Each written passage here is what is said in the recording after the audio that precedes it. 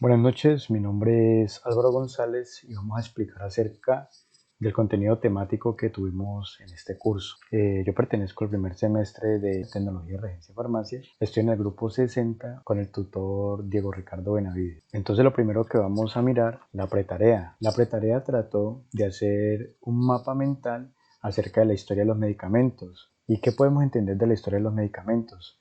Básicamente cómo ha evolucionado. Anteriormente se utilizaba mucho lo que eran las plantas para hacer infusiones, para hacer brebajes.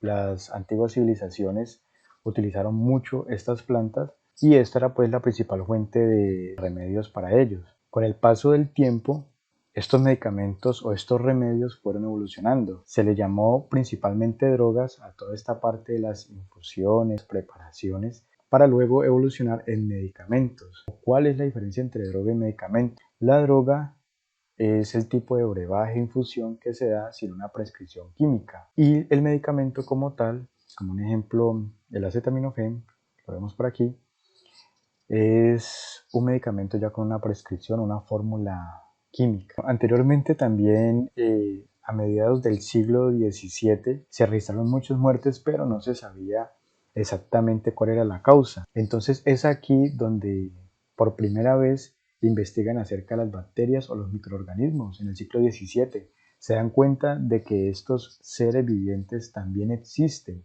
y son la principal fuente de contaminación, de enfermedades y de muertes en toda esta época. Un ejemplo de este tipo de infecciones o enfermedades fue la peste negra. Muchas veces nosotros creemos que lo que avanzan son los medicamentos respecto a las enfermedades que ya hay, pero realmente las enfermedades son las que van avanzando de acuerdo a los medicamentos que existen.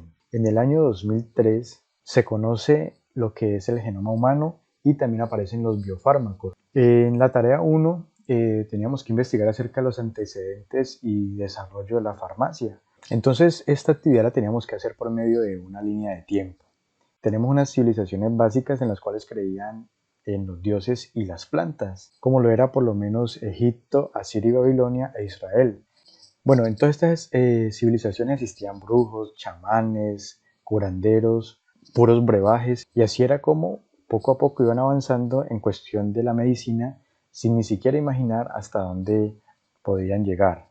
Tiempo después, en Europa occidental, nace la escuela de Salerno. Con esto también nace lo que son los primeros hospitales. También tenemos que en el siglo XVI aparecen las primeras farmacopeas. En el siglo XIX aparece la revolución farmacéutica con lo que son los alcaloides y los glucósidos. En el siglo XX y XXI ya la revolución es mucho más grande porque aparece la cuestión de la quimioterapia, se une la física nuclear a la química, aparecen nuevos tratamientos, avanza la tecnología. Entonces, esto es como el aporte más grande que ha existido. En la tarea 2 vamos a empezar con los requisitos para poder presentar la práctica profesional. Debe, primero que todo, haber aprobado el 90% de los créditos. Debe presentar una fotocopia de afiliación de la EPS no mayor a 30 días antes de postularse para la práctica profesional.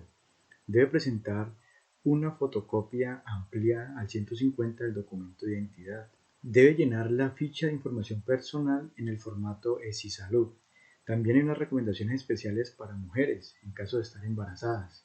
También es muy importante de que se cuente con todo el esquema de vacunación, la vacuna contra la hepatitis B, el tétano, contra la varicela, la triple viral, la influenza y la fiebre amarilla. El perfil del estudiante a nivel general es que debe de conocer de que el aprendizaje tiene un mayor porcentaje de autonomía, es decir, de que nosotros debemos de aprender por nuestra propia cuenta, con el acompañamiento de nuestros docentes. Debemos de ser respetuosos, debemos de ser dedicados, debemos de manejar nuestro tiempo.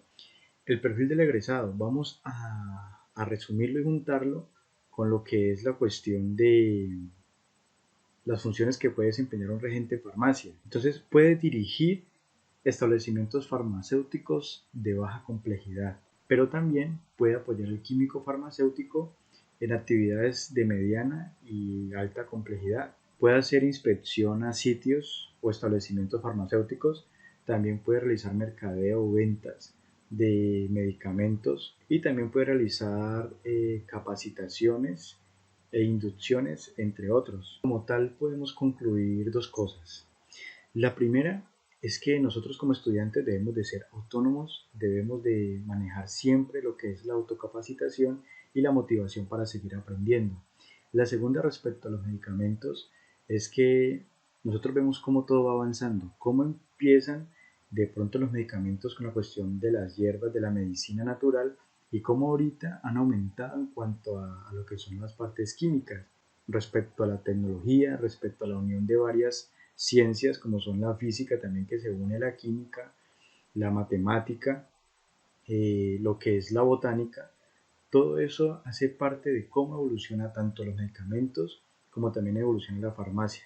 Es de aclarar que también hasta el día de hoy se utiliza mucho la medicina natural. Podemos decir que es una de las menos invasivas en el cuerpo humano, ya que los medicamentos de origen químico presentan unos efectos adversos o secundarios que a no todo mundo le cae bien. Estos efectos pueden ser mínimos para ciertas personas, pero pueden ser muy desastrosos para otras. Es de allí donde cada medicamento debe ser formulado por un médico especialista que esté tratando a cada persona, porque el medicamento que le sirve a X persona con X enfermedad no va a ser el mismo que le va a servir a otra persona con la misma enfermedad. Deben de estudiar cada caso, se debe de estudiar cada persona por separado para así poderle dar el medicamento adecuado. Muchas gracias.